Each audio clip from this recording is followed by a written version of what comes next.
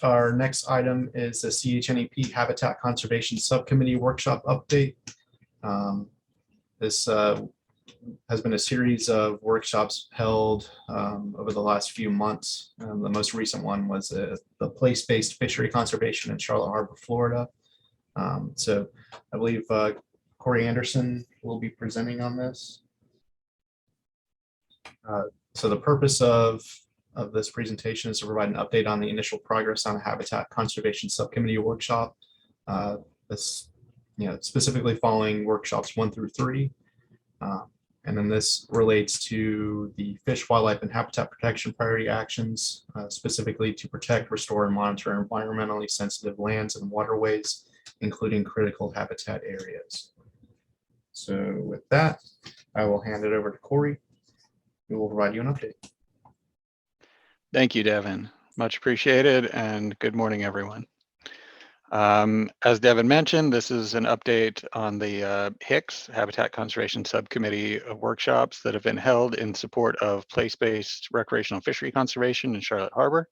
Next. And the project purpose here is really to drill down into habitat restoration needs plan that CHNEP came up with a few years ago, and take a look at a topic of focus that we can take action on.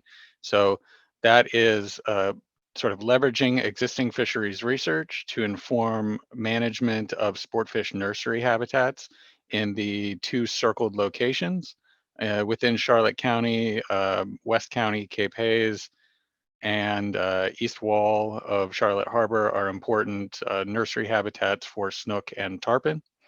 And we want to make sure to address some of the identified CCMP objectives.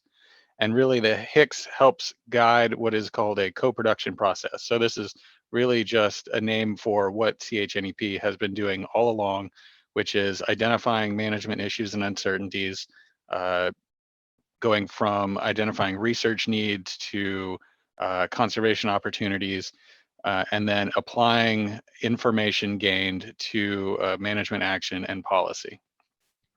Next, please. This HICS project is funded through a NOAA Restore Science Program grant to the Fish and Wildlife Foundation of Florida. That's a nonprofit that supports the Fish and Wildlife Conservation Commission. And really, we're looking to define habitat management issues and research needs as NOAA has requested.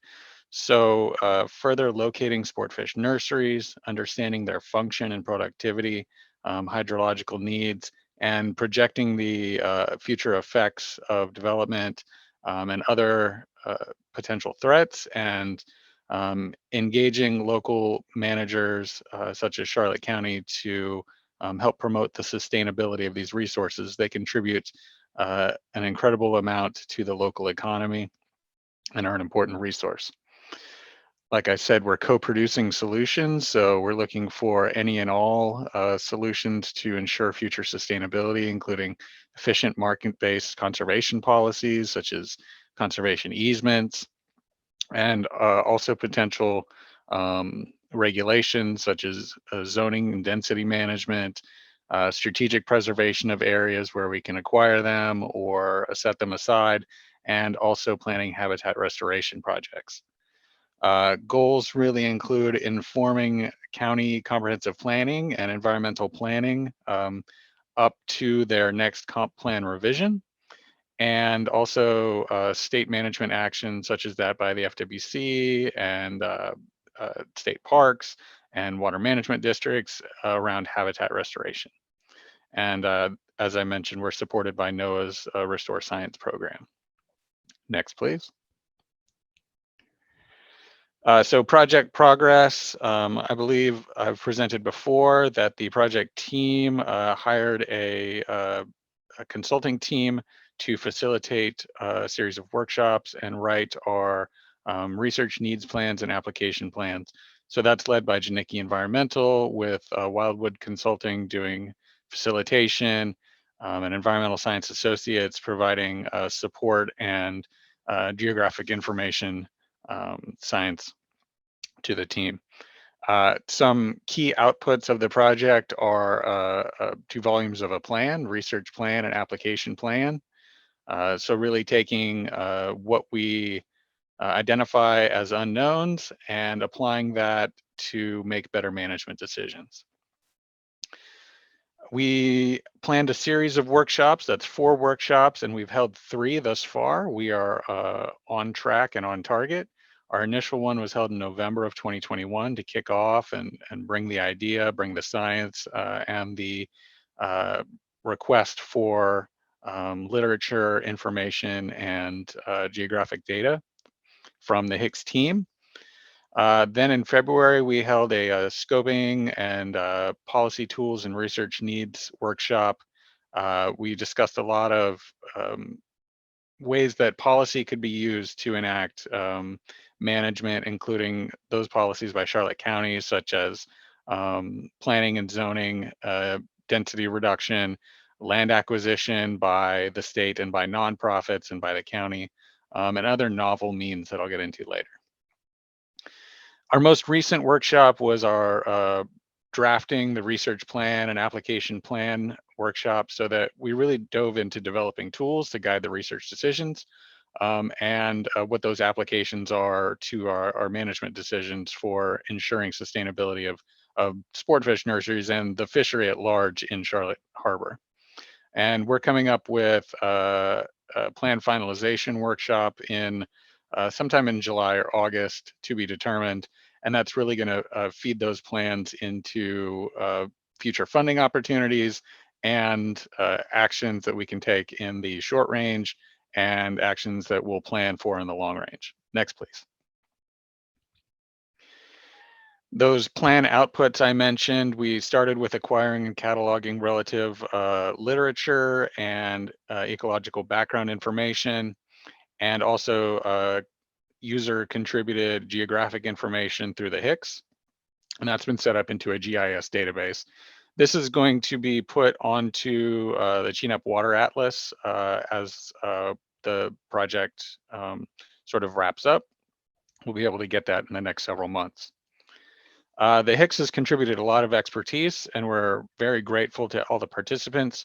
They've identified the management uncertainties and exactly how we're going to get these habitats to be sustainable in the face of development and sea level rise and changing conditions in areas that are not within public management.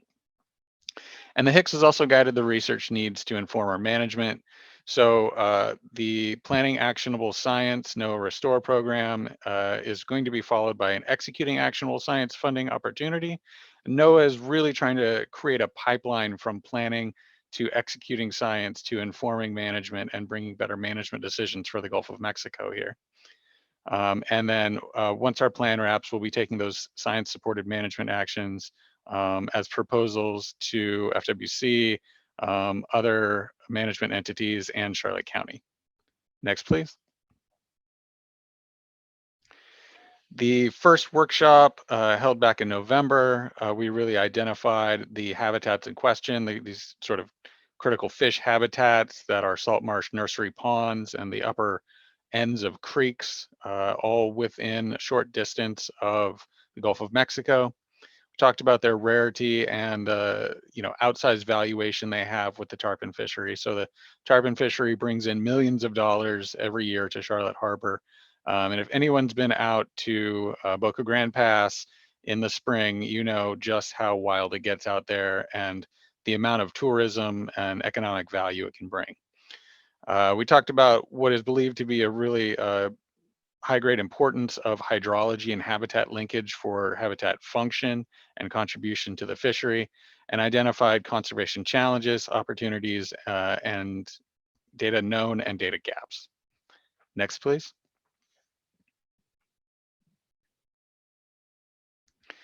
Here's an example of some of that compiled information, the GIS-based information on conservation lands and the identified critical habitats, highlighted in different colors on the right as far as what has been investigated previously through a Charlotte County Restore grant to FWC, mostly on the Cape Hayes Peninsula, and then the habitats that need further investigation in orange on the east wall of Charlotte Harbor. Next, please. Just an example of some additional information, wetlands in these areas and hydrography and hydrology. Next, please. And potential threats through future land use changes from rural to urban or undeveloped to developed, and information on parcels. This is just an example of some of the supporting information that we plan to use for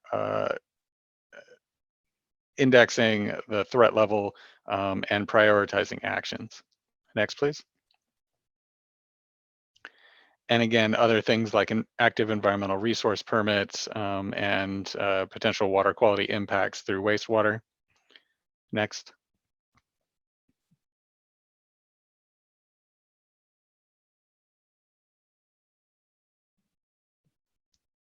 Next slide, please. Oh, one back, please. I'm sorry. Thank you. Our second workshop held in February really focused on sort of the policy and how it would apply to large scale management. So the Conservation Foundation of the Gulf Coast talked and educated the Hicks about land acquisition policies in Florida and entities who are able to assist with that.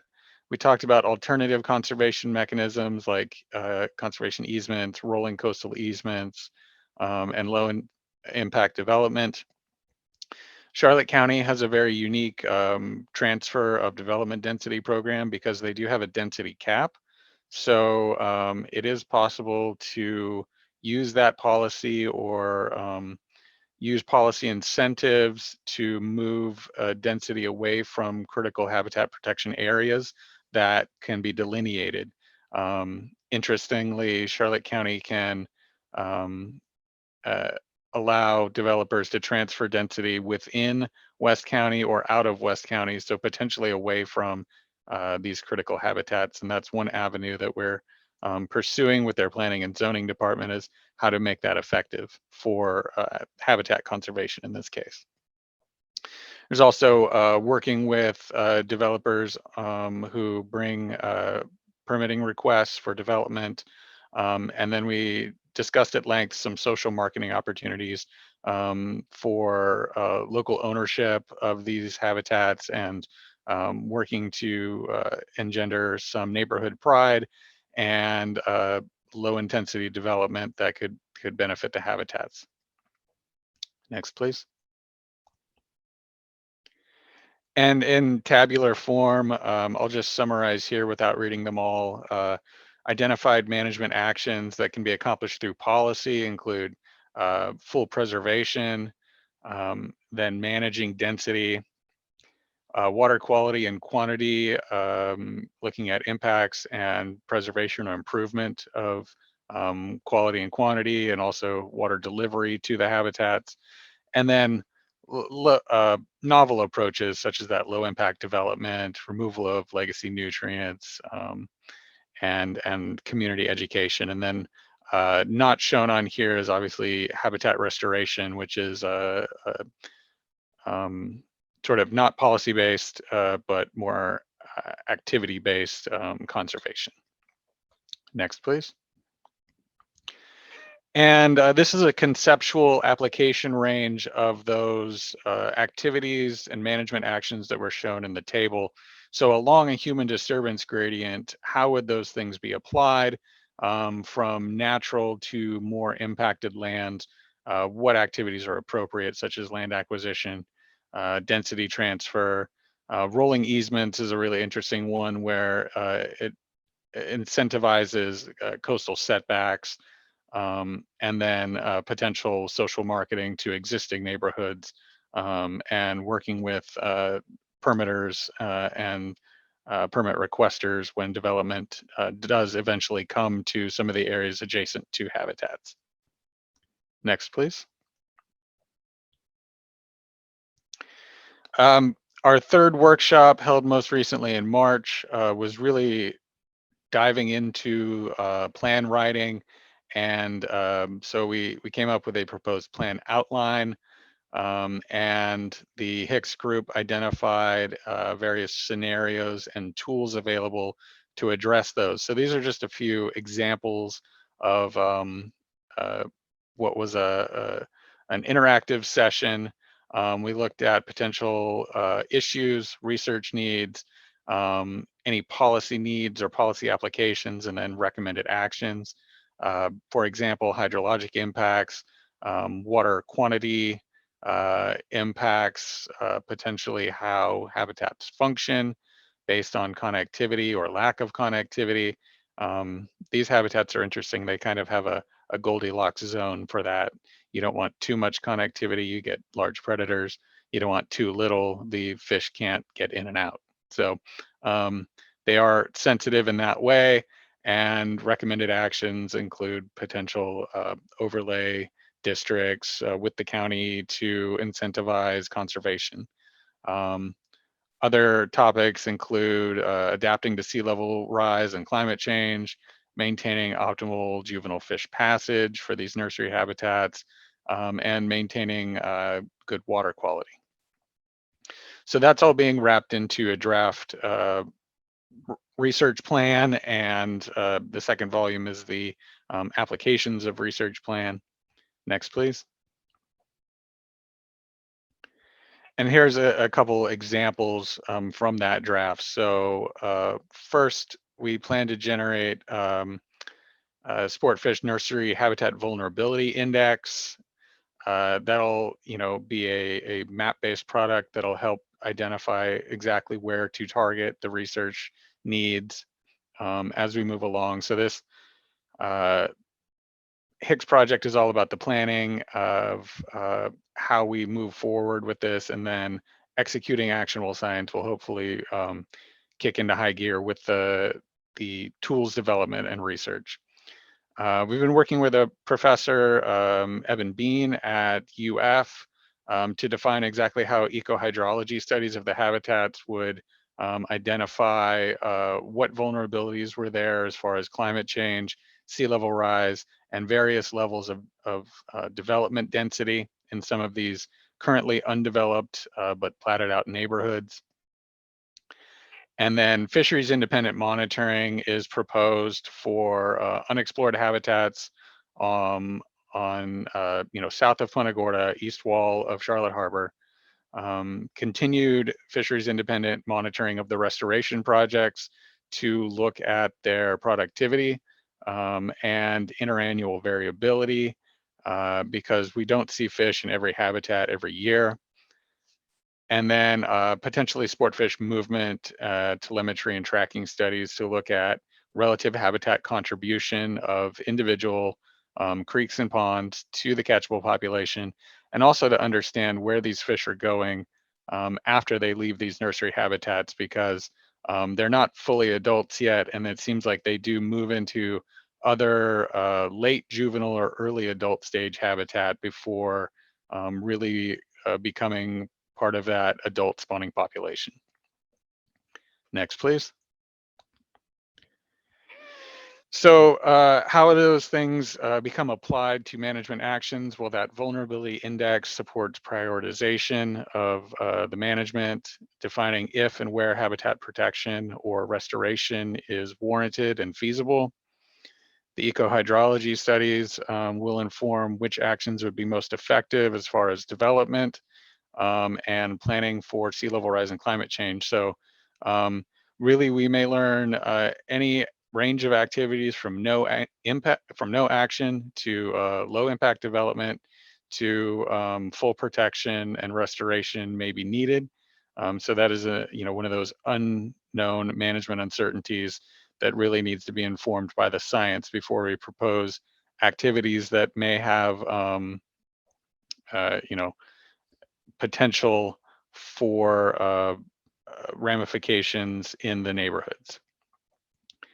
And finally, those fishery independent studies will really help us understand the habitat and the fishery better, the relative contributions of the habitats, and refine how we can impact threats, and better understand what would be a sustainable way to manage these, restore these habitats in the future, even creating habitats in future restoration areas.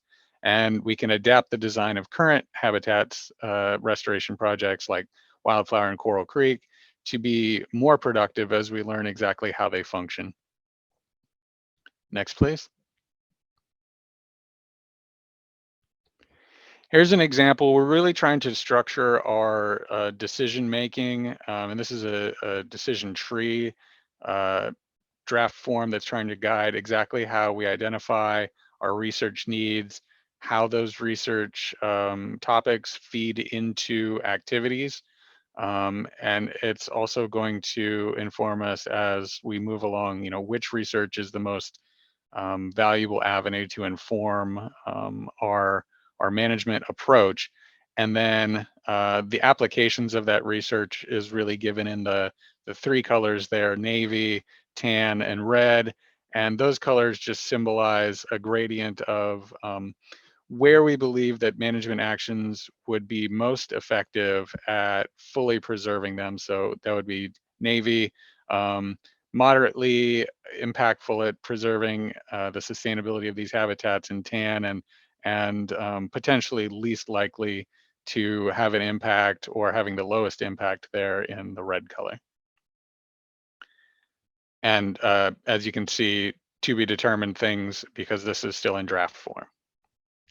Next, please. And wrapping up with our next steps, so those research plans and application plans are in development through July and early August. Janicki is leading that for us with the help of the project team and the input of the Hicks. It looks like NOAA may be releasing a request for research proposals in June. So we'd be using what is probably going to be a draft or final draft plan to put in a short proposal. We'll be finalizing that plan in roughly July. That next Hicks meeting is, the date is to be determined, but we'll look for plan finalization in August and then rolling out the full plan to the summer fall CHNEP conference. That full research proposal would be going to NOAA's Executing Actionable Science opportunity in September or so, if the project is invited. They're going to have initial short proposals and then full proposals later for ones that they identify as meeting the goal of NOAA Restore Science Program. And then we'd be looking at a 3 to 5 year research program that can have stops along the way that inform management activities as we move along. It's not just going to be all at the end. So we've got short range management activities that we can already propose, and then further build the case for some of those through the data collection and science for those medium range management decisions by, for example, Charlotte County Fish and Wildlife Conservation Commission, other cooperating partners that do habitat restoration like water management districts and state parks. With that, I think the next slide is our contact information. And by all means, I'm happy to answer questions and can follow up on questions later. You have my email there. Does anyone have any questions?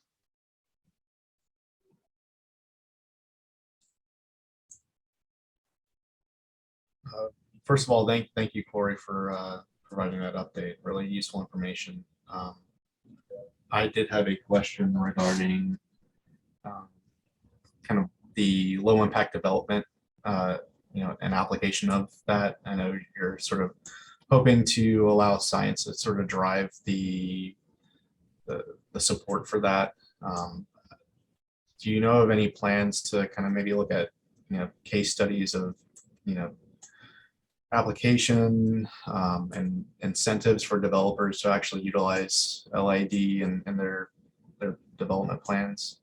I know that's one thing that we struggle with here up in the the headwaters area is just trying to get these developers to look at the science, show that it works, and actually implement some of these things.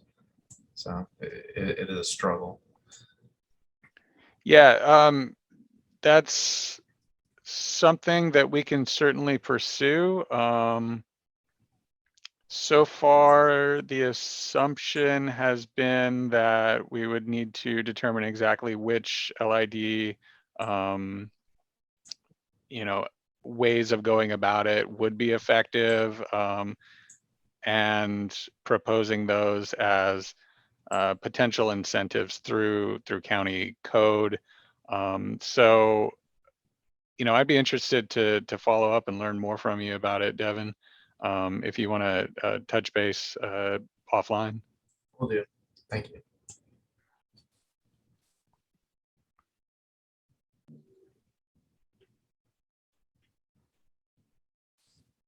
Mark, you have your hand up? Yeah, thanks, Corey. Is the repository of all the literature and data still available?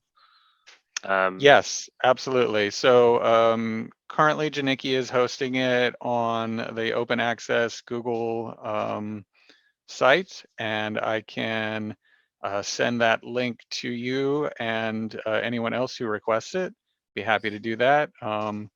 So they have put together an index of that information, as well as they do have the information, each document basically available. So I'm happy to send that link to you again, Mark. Thanks. Yeah, it'd be useful for the wider audience too.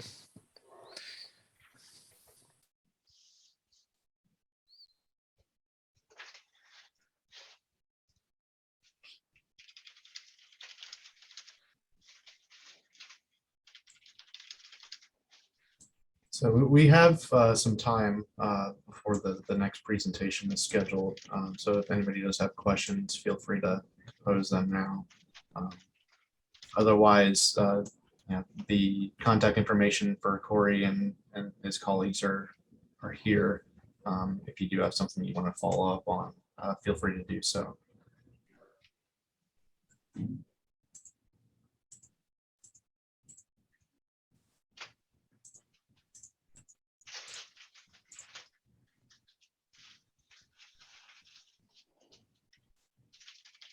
All right.